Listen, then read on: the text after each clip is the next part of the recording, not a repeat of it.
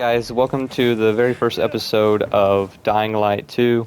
Or not the very first episode of Dying Light 2, but the very first episode of the series that I'm going to be starting, which is going to be showing you a bit of a tutorial on how to fight specific enemies in Dying Light 2. Now, for this one, I will say, I'm not really going to be going over the biter. The biter is really easy. Every single move that you can usually use. They don't really have any kind of defenses when it comes to blocking or anything like that, or really stopping you from going ham in any kind of creative way that you can. So I'm just not going to do them. Everyone already knows them. They're like the most low tier zombie to be fighting. So we're not going to be doing that. So for this one though, I am going to be going over the second kind of more than a minor inconvenience, especially when they're definitely in groups. And they're also going to be, a big piece in battling at night. And these are the virals. So the actual real very first zombies that you get into, that's a little bit more of a pain. So what I want to go ahead and do, since I am in the middle of the day, I am going to go ahead and throw down a bomb. This will make a lot of noise. As you can see, you can make noise, and it has like a little red indicator showing noise source, and zombies will be coming in. As you can hear, they're yelling and stuff, and they're coming in. Now, virals are a bit different. They do have some dodge abilities in the game. I don't think they have a block ability, but dodging works just fine because they can do it several times in a row. But as you can see, they also have a weird leap attack. So normally for the leaps, it's really easy. They teach you this in a tutorial. You're able to jump around, or you're able to move and jump out of the area when they try to do an attack. So jump, you're able to dodge, and you can easily, or not jump, but you can dodge forward, and you're able to completely miss or make them miss their whole leap. Sometimes though, the game kind of does a weird thing to where it doesn't give you that option. They kind of just do a whole 90-degree angle and then turn into a leap at you. But that's a bit of a bug, I think. So very, very few times that would ever actually happen in practical use here. So I'm not entirely sure what's going on here. Man, just straight dying. Okay, so we'll do this instead. So we're actually going to go ahead and go up to a safe zone. Yeah, so we're going to go up to a safe zone. But as you can see there, that's the actual dive.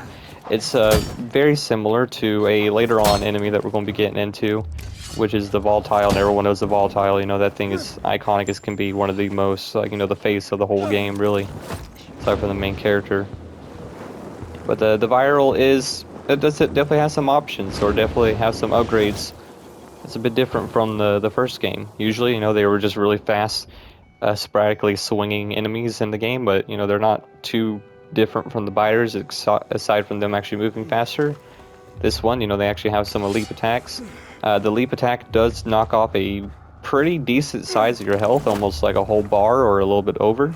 So it does do a pretty solid amount of damage. So for this one, I want to go ahead and throw another bomb, distract them. This time they won't, burn up in the sun. So to get around to it, and this is actually a great time to show another couple of ways to counter that whole leap attack, because that's really one of the main attacks that they really have here. So as you can see, he locks onto me. 9 times out of 10 when they're about to see you, or right when they lock onto you, they will try to leave. You can easily hit them with your UV flashlight. It works the best when they're fully upgraded. It'll stun them and make it to where they burn a little bit. As you can see there, you try to go in for a leap and you can just knock them down. It's kind of like squirting a cat with water, or like Bad Cat. That's kind of what it's doing here, but with the UV flashlight. Freaks them out, they burn. They work a lot like a volatile in a weird way. They didn't do that in Dying Light 1, I can tell you that. You can dodge them. There's also another way they can do this. You can also use a grapple hook. It will take a little bit of practice and timing to do, but you can use the grapple hook while they try to leap up into the air. And you'll just pull them and then yank them towards you in the air, so it's actually really cool, but that does take a little bit more timing because you do have to actually, throw out your grapple hook, and that could give them another fraction of a second to, attack you. Another thing to mention, as you can see here, that he just burned up and died. UV lights will straight up kill these guys if you're hitting them enough with it. So that is one thing to keep in mind. So it does actually do damage and hurt them in some type of way. So easily. You know, when they're doing a full-on head-on attack, you're able to grab them and grapple them and throw them around. 9 times out of 10, that will always give you a prompt to do that. I think it's trip and hit his head. So you're able to do that, but you can also kind of do what he's doing for a leap, and you do that. So you can actually, while he's leaping, you can run at him and charge him, and then leap over his head while he's jumping through the air. So you kind of mirror what he does, and you're able to drop him. So normally that kills them, or that's what it looks like when you get dropped. And then they kind of tackle you down, so it doesn't do near as much damage as an actual viral, or not viral, a volatile, the upgraded version of this. But you know, it does do something. So that's also a really cool thing. So when they're attacking you, you're able to jump over them. You get a big boost up into the air. If you go into your skills, and there is a drop kick, or not the drop kick, air kick. Yeah, so the air kick. So this can give you a prompt over like big, heavy guys, or if you're just up above anyone on any kind of elevated surface, if they're aware or not of you. You can jump up, and normally if you jump over the backs of these virals while they're leaping, you're able to jump up into the air, hold down L1 if you're on the PS4 or PS5. I'm not sure what it is for PC. But you can hold that down and do a air kick, and does a pretty good amount of damage. I think it's about half their health bar. So they are susceptible to takedowns and stuff like that, so that's one thing to keep in mind.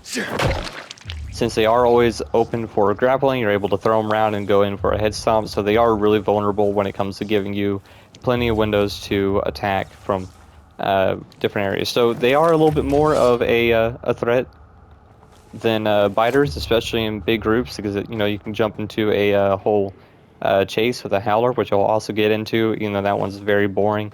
Actually, you know, I might even skip the howler. There's really no combat to that whole thing, or whole zombie anyway, so there's not really going to be anything to show.